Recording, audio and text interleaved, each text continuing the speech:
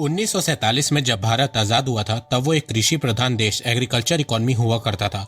फिर 1991 में जब भारत में एलपीजी रिफॉर्म आए तो भारत एग्रीकल्चर से डायरेक्ट सर्विस इकोनॉमी बन गया, जबकि नीड एग्रीकल्चर से इंडस्ट्री सेक्टर में जाने की थी, पर भारत ने इसे मिस कर दिया और इसके चलते भारत आज भी मैन्युफैक्चरिंग में बहुत पीछे है। तो भारत में मैन्युफैक्चरिंग को बढ़ाने के लिए प्रधानमंत्री नरेंद्र मोदी ने 25 सितंबर 2014 को मेक इन इंडिया की शुरुआत की थी। मेक इन इंडिया का मेन मोटिव भारत के 25 सेक्टर्स के मैन्युफैक्चरिंग को बढ़ाना है, जिससे भारत का इंपोर्ट बिल कम हो सके, भारत के डोमेस्टिक प्रोडक्शन बढ़ सके, भारत के एक्सपोर्ट बढ़ सके, ज्यादा से ज्यादा जॉब्स क्रिएट हो सके और भारत में एफडीआई फॉरेन डायरेक्ट इन्वेस्टमेंट बढ़ सके। तो देखा जाए पिछले 9 सालों में मेक इन इंडिया से भारत को बहुत फायदा हुआ है।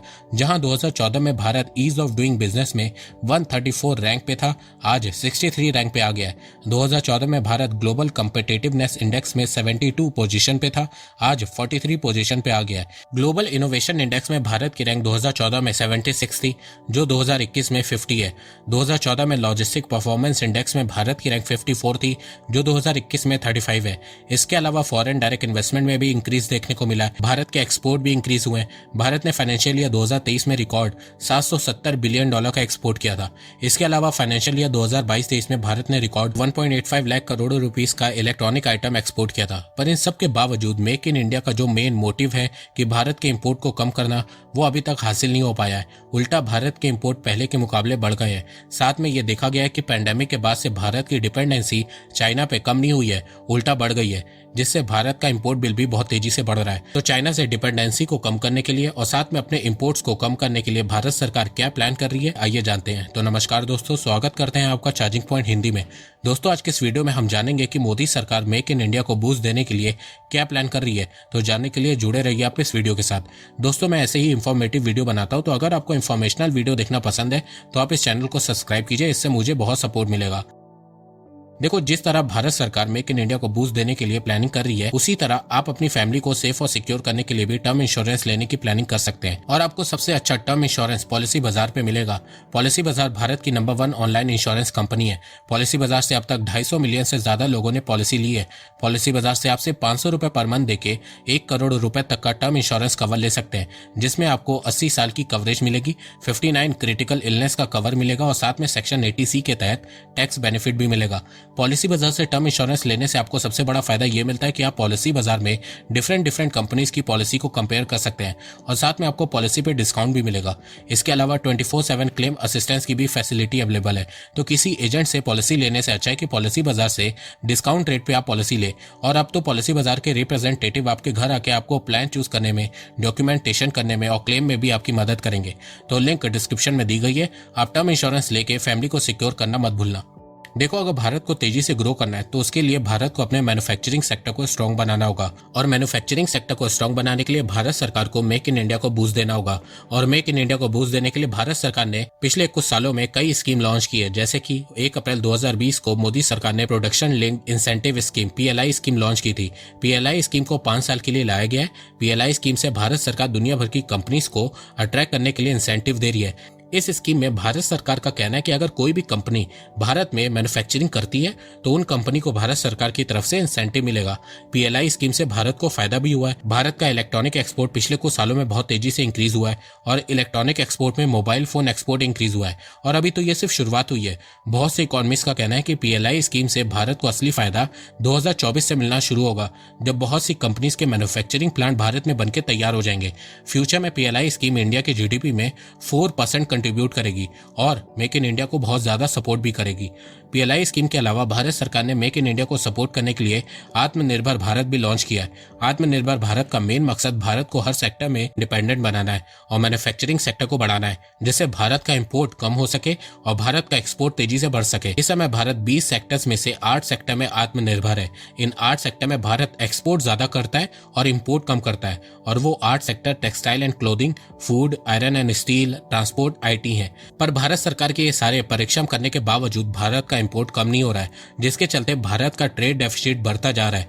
फाइनेंशियल ईयर 2022-23 में भारत ने रिकॉर्ड मर्चेंडाइज एक्सपोर्ट $447 बिलियन किया था, पर रिकॉर्ड इंपोर्ट $714 बिलियन भी किया था, जिससे भारत का ट्रेड डेफिसिट रिकॉर्ड $267 बिलियन पहुंच गया था, जिसमें से $83 बिलियन तो सिर्फ चाइना से था। वैसे मैं यहाँ से मर्चेंडाइज ट्रेड की बात कर रहा हूँ, सर्विस की नहीं। इस समय भारत के सिर्फ 6 सेक्टर्स हैं जो टोटल इंपोर्ट का 80% इंपोर्ट करते हैं, और वो 6 सेक्टर पेट्रोलियम, कोल, प्रीशियस मेटल, केमिकल, इलेक्ट्रॉनिक और मशीनरी है।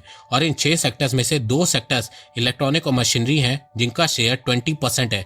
भारत ने फाइनेंशियल ईयर 2022-23 में $135 बिलियन का इलेक्ट्रॉनिक और मशीनरी आइटम इंपोर्ट किया था, जिसमें से 70% इंपोर्ट चाइना से था। अब इस चीज को टैकल करने के लिए भारत सरकार एक मास्टर प्लान पे काम कर रही है। सबसे पहले भारत सरकार ने कुछ सेक्टर्स को टारगेट करना शुरू कर दिया है, जैसे कि भारत सरकार ने लैपटॉप, कंप्यूटर और टैबलेट के इंपोर्ट पे मैंडेटरी लाइसेंस लगा दिया है, ताकि लैपटॉप, कंप्यूटर, टैबलेट का इंपोर्ट कम हो सके। भारत सरकार ऐसा इसलिए कर रही है क्योंकि सिर्फ अप्रैल से जून 2023 के बीच भारत ने $19.3 बिलियन का इलेक्ट्रॉनिक इंपोर्ट किया है, जिसमें से सबसे ज्यादा इंपोर्ट लैपटॉप, कंप्यूटर और टैबलेट है। तो अपने इंपोर्ट को कम करने के लिए और डोमेस्टिक मैन्युफैक्चरिंग को बढ़ाने के लिए भारत सरकार ने रेस्ट्रिक्शन इंपोज किया है।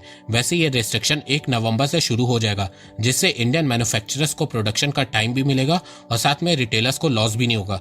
इसके अलावा चाइना जो इंडियन मार्केट में डंपिंग करता है वो भी कम हो जाएगी। इसके अलावा फ्यूचर में हो सकता है कि भारत सरकार कैमरा, प्रिंटर, हार्ड डिस्क और टेलीफोनिक पार्ट पे भी रिस्ट्रिक्शन लगा दे, क्योंकि ये सब आइटम भी भारत में बहुत ज्यादा इस समय डिमांड में है।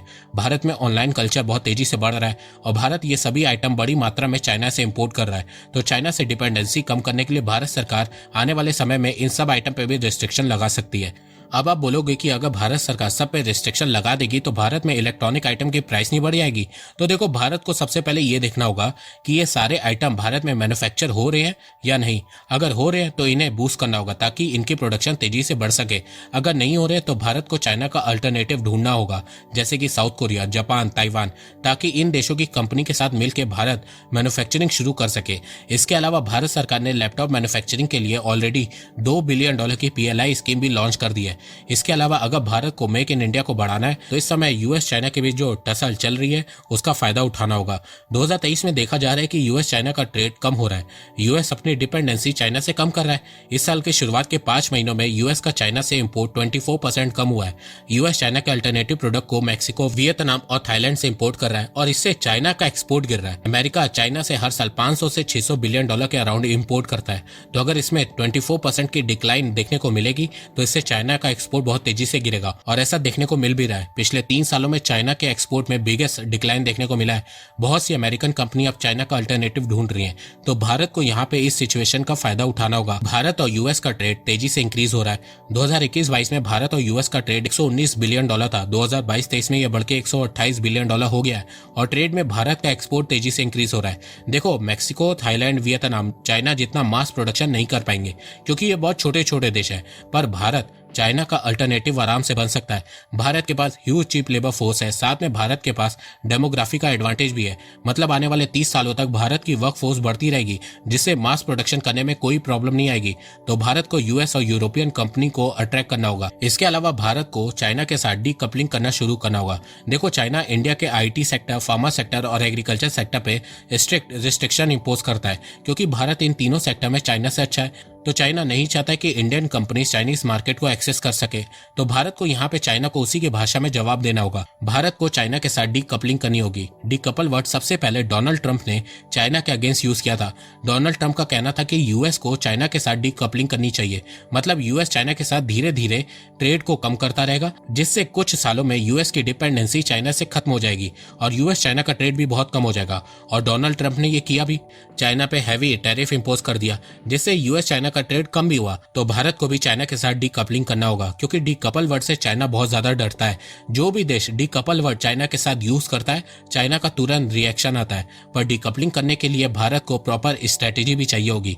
इसके अलावा जिस तरह मोदी सरकार चाइनीज इन्वेस्टमेंट को रोक रही है, वो करते रहना होगा, पर साथ में फॉरेन कंपनीज के साथ टाई अप या जॉइंट वेंचर भी करना होगा, जिससे इंडियन कंपनीज को मैन्युफैक्चरिंग का आइडिया लगेगा और साथ में ट्रांसफर ऑफ टेक्नोलॉजी के चलते भारत खुद वो प्रोडक्ट फ्यूचर में बनाने लगेगा।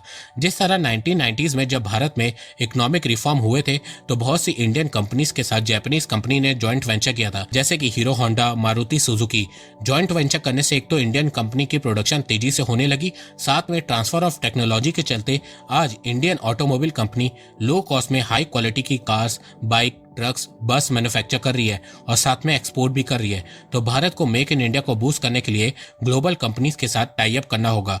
देखो, अगर भारत को एक इकोनॉमिक सुपर पावर बनना है तो उसके लिए मेक इन इंडिया का सक्सेसफुल होना बहुत जरूरी है, क्योंकि भारत की ग्रोथ का रास्ता मेक इन इंडिया से होकर ही गुजरेगा। तो दोस्तों, आपको ये वीडियो कैसा लगा? आप मुझे अपनी राय कॉमेंट सेक्शन में बताइए। और हाँ, आप पॉलिसी बाजार से टर्म इंश्योरेंस लेना मत भूलिएगा, लिंक डिस्क्रिप्शन में दी गई है। तो दोस्तों, मुझे लगता है कि अब आपको सब समझ में आ गया होगा। तो अगर आपको ये वीडियो पसंद आए तो आप इस वीडियो को लाइक कीजिए, और अब आप मुझे सपोर्ट भी कर सकते हैं पेट्रियन और यूट्यूब में ज्वाइन बटन के थ्रू। एक बात मैं कहना चाहता हूँ, आप जितनी मेरी वीडियोस को शेयर करेंगे उतनी ही रीच मेरी बढ़ेगी और उतने ही लोग मेरे से जुड़ेंगे। तो वीडियो को शेयर करना, चैनल को सब्सक्राइब करना बिल्कुल भी मत भूलिएगा। मैं ऐसे ही एजुकेशनल वीडियोस लाता रहूंगा आप लोगों के लिए। तो अभी तक के लिए बस इतना ही। धन्यवाद। जय हिंद, जय भारत।